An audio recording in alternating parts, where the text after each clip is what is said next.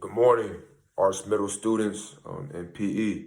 I just wanted to clarify some of the definitions that I had you guys look up last week, heart rate and cardiovascular endurance. I don't want to be too wordy with it. I know you guys saw those definitions and they may have had some terms that you guys are not familiar with.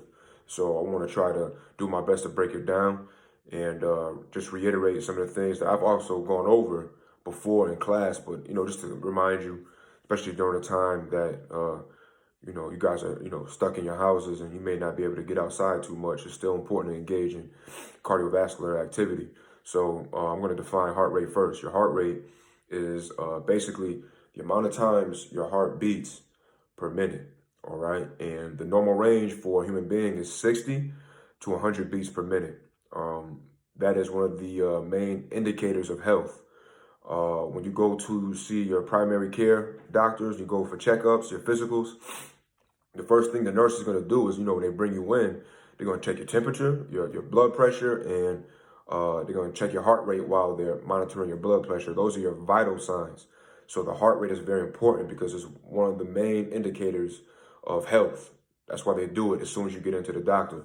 All right. So a resting heart rate is going to tell me as a PE teacher, how healthy you are. So if somebody's in the 60s, that's telling me that they are extremely fit because their body doesn't have to beat as many, or I'm sorry, their heart doesn't have to beat as many times to get blood efficiently throughout that body.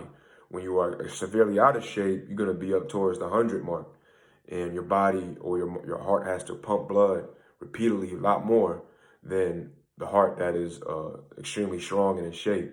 So I think it's important that we always monitor our resting heart rate. We want to, do our best to see where we stand right now. And then, once we engage in exercises for a few weeks, the body begins to adapt. And that, I guarantee you, your resting heart rate is going to decrease, which we all wanted to do, including myself.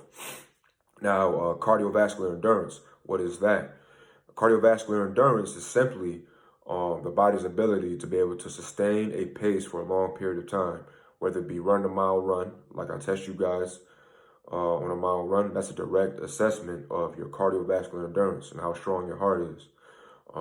Dancing, playing basketball, soccer, these are cardiovascular activities, right? So when it comes to what you can do in your house during these times, burpees, jumping jacks, squats, push-ups, those are all very good for your cardio.